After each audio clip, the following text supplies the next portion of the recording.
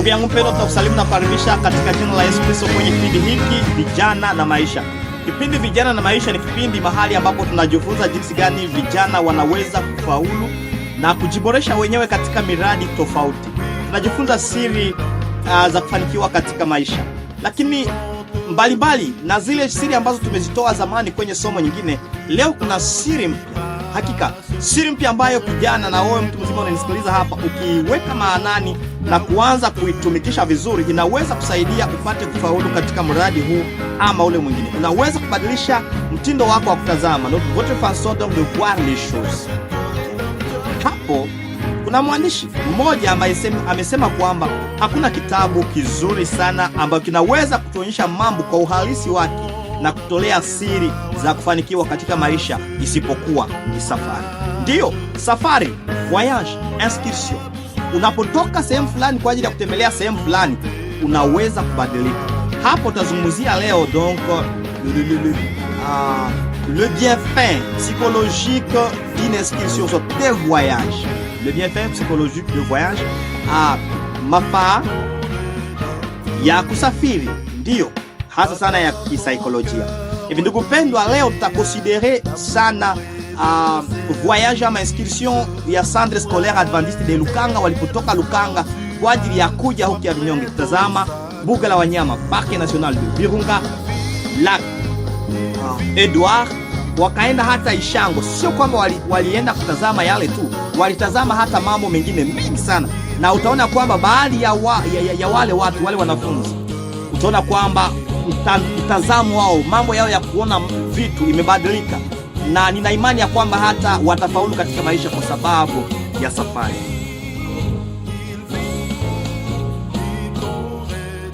Karibuni ndugu pendwa, tunakaribisha mara tena tuzungumzie le bienfait psychologique de voyage. Donc, il faut apprendre et savoir que le voyage permet d'apprendre à nous connaître. Mara tunaposafiri tunajijua halisi, kwa sababu kwenye kabla usafiri ni lazima kuwe maandalizi, na ni hapo kwenye maandalizi, ni hapo ndipo unajifunza kujijua wewe ni nani, una nini, kwa sababu itakuomba kutafuta kuandaa mavazi, kuandaa sijui hiki na hiki na hiki, na ni hapo inakufunza kujijua wewe mwenyewe, wewe ni nani. Le voyage permet aussi donc de booster son cerveau. Unaposafiri, unapotoka sehemu fulani kwa ajili ya kwenda sehemu fulani, inakusaidia kubadilisha namna yako ama kufanya ubongo wako utumike zaidi sana. Hivi wale watu ambao wamesafiri ni watu ambao kufikiria kwao na kuwaza kwao ni tofauti na wale ambao hawajasafiri. Mtu ambaye amesafiri, umetoka hapa kwenda kwenye nchi ya kigeni, hauna mzazi huko, unapofika huko ni lazima utafute mahali pa kulala, hujui lugha la huko. Angalia hizo challenge ambazo unakumbana nazo zinakufanya ukomae katika maisha. Le voyage fait ce que nous puissions avoir la confiance en nous-mêmes. Donc ça développe la confiance à soi. Mtu ambaye amesafiri anajua kujitegemea kuliko yule ambaye hajawahi kusafiri.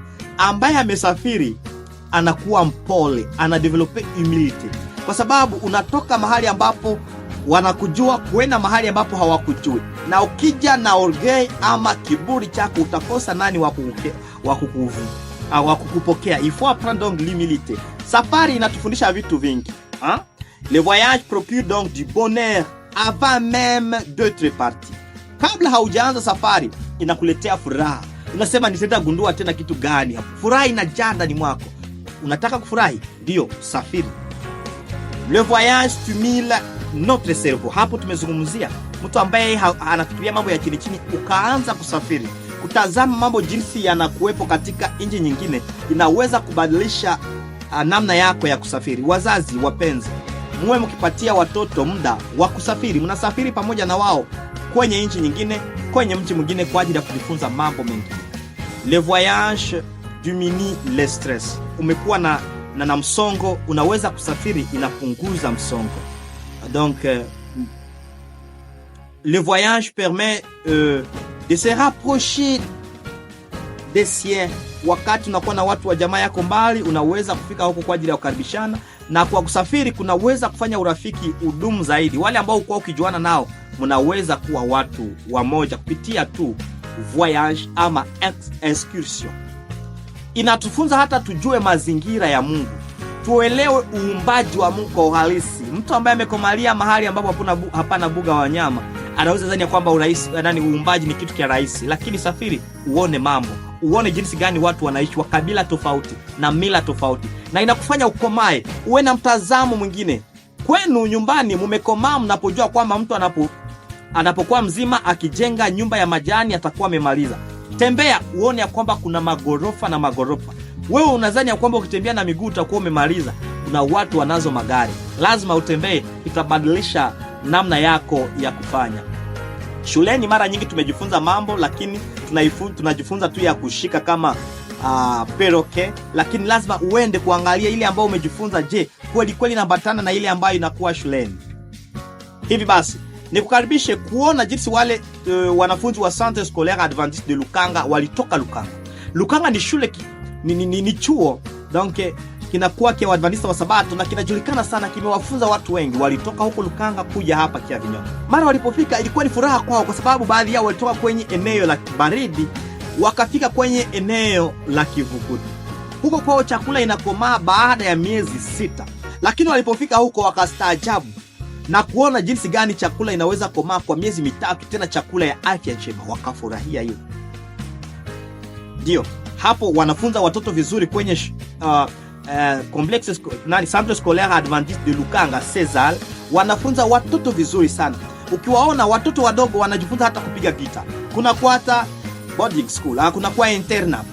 Wanawafunza kazi za mikono, wanawafunza kumsifu Mungu kupitia vyombo tofauti. Nikusema ni watoto ambao wanakuwa tellement disciplinés et appliqués. Unapowaona unasema hakika c'est l'avenir de demain. Donc hawa ni watoto ambao watatengeneza taifa. Tulitoka hapo nao tukatembea kwenda angalia Lac Edouard na plage. Walikuwa wengi wao walikuwa wamezaliwa hawajawahi kuona maji. Walipoangalia wakaona ukuu wa Mungu, wanasema hivi maji hii haiwezi kujaa, haiwezi kupunguka, na imejaa na samaki, inatoa samaki siku baada ya siku. Basi ilikuwa ni kitu kia furaha kwao walipoangalia jinsi gani lake inakuwepo, wakafurahi. Nami pia nikafurahi sana tena sana walipoangalia kupita kwenye mchanga ya pembeni ya bahari, na jinsi gani unaona hiyo mchanga inayokuwa pembeni ya bahari ni dawa. Ukitembea ukivua viatu na unaanza kutembea miguu hivi, inakuwa ina roho na vitu vingine, inakuwa ni kitu kizuri zaidi. Baada ya pale tukaenda kuangalia mahali ambapo wanatengenezea pirogue ama meli, na wakauliza hapa maswali. Hivi hii meli nini kinasukuma iwe juu ya maji na isiingie ndani ya maji? Wale wa kutengeneza meli wakatuambia ni kwa sababu inakuwa kama basin ama plastic, na wakatuelewesha mengi. Tukafurahi kuona kwamba Mungu amesaidia. Kitu hakina gurudumu, hakina mapne, lakini kinaweza kuenda juu ya maji. Akili zetu zikafunguliwa, kumbe pia tunaweza kufanya mambo zaidi, ikakrea msie creativity. Baada ya pale ilibidi tuende kwenye Copevi ambayo ni Coopérative de Pêcherie de Virunga. Sasa tulienda kwenye station de Kiavinyonge. Wale ambao wana control wavuvi kwenye lac hiyo ambayo tumeita Edouard. Na tulipofika humo tukaona jinsi gani timba zinaenda ama nyavu zinaenda kwenye bahari, tena kila mtu anajua yake, hakuna anayeweza kukamata ya mwingine. Tukafurahi kuona wale wako wanachambua nyavu zao, ikawa kitu kizuri, kaweka ndani mwetu kitu ambacho kimebadilisha hakika baadhi ya wanafunzi, na wamefurahi sana. Wewe pia unaweza kusafiri na utabarikiwa zaidi.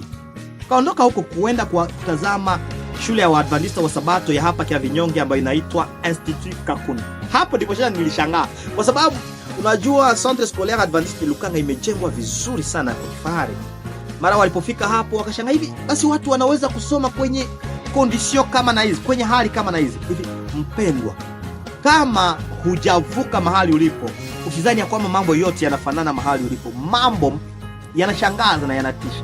Mahali pengine ambapo hujafika ni lazima usafiri ili kwamba ugundue ya kwamba watu wengine wanateseka. Walipoangalia ndiyo shule imejenga sehemu moja imekuwa ya bricks, lakini nyingine imekuwa ya manjanja, wameijenga na mabati, ndiyo mabati. Na walipoingia kwenye kwenye chumba kimoja nikafurahi, wakaona ubao wa kuandikia. Waliona unakuwa mdogo, sema hata sisi hatujawahi somea kwenye shule kama na hii. Hivi tutajitoa kuwauzia hawa hivi, ili unaona watu ambao wamekuja kwa ajili ya kutazama, lakini wao pia wameona kwamba hapa kumekuwa tofauti na mahali tulipotoka, tunaweza kuwasaidia watu wa hapa namna gani. Hata hapo nakumbuka waliambia walimu wao, wanasema walimu, mtusamee kwa muda wote ambao tumesema kwamba tunakaa vibaya, kumbe kuna watu wanaoteseka kuliko sisi. Basi Bwana Yesu asifiwe. Ndio, ni lazima usafiri ili uweze kumtukuza Mungu halisi kwa hakika. Baada ya pale tukaenda kwenye ISTAPT. ISTAPT ambao ni Institut Supérieur Technique d'Aquaculture, de Pêche et de Tourisme de Avignon. Hapo ilikuwa chuo kizuri sana ambacho kimejengwa. Walipofika hapo wakawa na shauku ya kusoma zaidi. Wanasema hivi, chuo kikuu kizuri ambacho kimejengwa vizuri sana, na kinakuwa na OFORE, kinakuwa na agrovet, kinakuwa na aquaculture, nikusema kinakuwa na miradi mizuri. Tena kilichofurahisha, wanasema ukija hapo, ukija somea hapa, wewe utakuwa unalipa nusu ya pesa na serikali itakulipia nusu. Wakaona kwamba ni raha sana, kumbe kuna sehemu nzuri, watu wamejenga vizuri, mahali ambapo unaweza kutosha elimu nzuri na ujuzi mzuri. Wakawa tena haja ya kusoma masomo zaidi. Lakini kwa wale watu ambao hawasafiri, wanadhani ya kwamba akipata certificate ya primary school amemaliza, lakini ni lazima usafiri ili ujue kwamba kuna watu ambao wamekuwa wa engineer, wengine wanakuwa na ma PhD. Ni lazima usafiri ili uone ya kwamba ni lazima uongeze kwa yale ambayo unayajua. Waligundua hapo ya kwamba chakula kinakomaa vizuri. Baadaye tukaenda kuangalia bahari. Sasa tukaingia kwenye bahari, tukaingia hata kwenye meli, hata kama ni ya miti. Wakashangaa, kila mtu alipokuwa mle akiogopa, hamna viti, na ilikuwa ni furaha. Iliweka mwetu donc esprit ya équilibre na confiance en soi et à Dieu. Tulipoenda, wale wanafunzi walikuwa wakiimba nyimbo za kidunia, lakini tunapokuwa kwenye gari. Lakini tulipoingia kwenye meli, walipona kwamba ni karibu na kifo, kuona ukuu wa Mungu. Walianza imba nyimbo za dini, na kilisaidia. Kumbe watu wengi wanapoingia kwenye majaribu wanamkumbuka tena Mungu zaidi. Isitoshe, tukaona hata mto Semlik ambao unaenda kuwa Nile, ambao unaingia kwenye Lac Edward, na jinsi gani maji iko tofauti, haifanani. Maji ya Semlik na maji ya Lac Edward yuko tofauti. Mahali ambapo Rivière Semlik inaingia kwenye Lac, unaona maji hapo inakuwa na uharaka sana, lakini mahali pengine inakuwa maji tulivu. Tukaona ukuu wa Mungu. Mungu ni sijui utaalamu wake ni wa hali ya juu sana. Hivi kwenye bahari pia unaweza kugundua maji ambayo yanatoka sehemu fulani na sehemu fulani. Tukaenda kumalizia kwenye sita ya Ishango. Hapo tukaona kwanza buga la wanyama, Parc National de Virunga. Tukaona mimea mizuri sana, nisema shamba la kuvutia, kuna hewa nzuri. Tukaona pia Ishango, mahali ambapo kulipatikana l'homme d'Ishango. Unaweza kugundua pale. Na yule ndiye aka-inspire wale waliofanya calculatrice ama machine hiyo ya calculer. Si à partir de l'homme d'Ishango, kulingana na historia. Na hapo tukafurahia, tukaona mifupa, tukaona jinsi gani watu wanaishi huko, tukaona mambo fulani yengine tutaeleta kwenye video inayofuata. Kifupi ni kuelezea kwamba mara unaposafiri unaona ukuu wa Mungu. Mara unaposafiri akili yako inabadilika. Unakuwa na mtazamo mpya wa ulimwengu. Unaweza kujidevelope facilement. Wazazi wapendwa, ndugu kijana, mara unaposoma shule, ikiwezekana somea shule primary kwenye mji fulani, secondary kwenye mji mwingine, university kwenye nyingine. Ukiwa na likizo, tembea kwenye nchi tofauti, utaona jinsi gani Mungu ni mwema. Hata mtazamo wako wa kufanya mambo utabadilika na utafaulu, utakuwa na success. Basi Mungu atubariki katika jina la Yesu Kristo. Asante Yesu Kristo kwa sababu umetufunza mengi kuhusu mazingira kupitia kutembea. Utufunze mara tunapotembea tupate kuiga tabia nzuri na tabia mbaya tuyaache katika mambo yote. Katika jina la Yesu Kristo.